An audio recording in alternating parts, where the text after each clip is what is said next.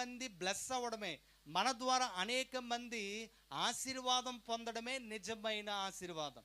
ఆశీర్వాదం అంటే మనం ఏదో సంపాదించుకొని మనం ఆనందించడం కాదు, మన ద్వారా ఇతరులు అనుభవించడం. ఈరోజు ఈ పరిచర్యను మనం గమనించగలిగితే, తాతయ్య గారు ఈ దినాన్ని యేసుదాస్ గారు అయ్యగారు మనం గమనించగలిగితే, వారు ఎన్నో కష్టాల్లో నుండి సినిమా హాల్ని చర్చి కింద మార్చడం అది మామూలు పనేమి కాదు.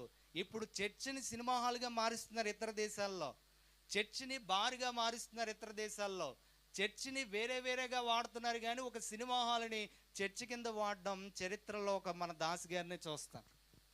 ఈరోజు గమనించగలిగితే వారు ఎన్నో కష్టాలు పడి, వారు ఆశీర్వదింపబడి, ఆ ఫలాలు మా తాతయ్య గారే కాదు, కొన్ని వందల మంది ఈ పరిచర్య నుండి బయటికి వెళ్ళి కొన్ని వందల మందిరాలు కట్టారు. అందులో మా తాతయ్య గారు కూడా ఒకరు.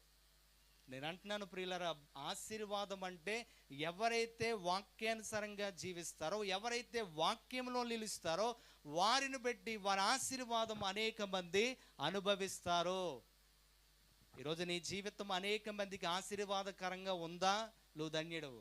నిన్ను బట్టి నీ కుటుంబం బాధపడుతుందంటే ఒకసారి చెక్ చేసుకో. నిన్ను బట్టి నీ తల్లి బాధపడుతున్నా, నీ తండ్రి బాధపడుతున్నా, నీ గ్రామానికి, నీ సంఘానికి చెడ్డ పేరు తీసుకొస్తున్నావంటే we have to check our self. మనకు మనం పరీక్షించుకోవలసిన అవసరత ఉంది. ఈరోజు ప్రియులారా గమనించండి, we should not give any opportunity any one to blame us. మనల్ని నిందించడానికి, ఎగతాళి చేయడానికి, సరి చేసుకో అని చెప్పే స్థితికి, ఇతరులు చెప్పే స్థితికి మనం వెళ్ళకూడదు.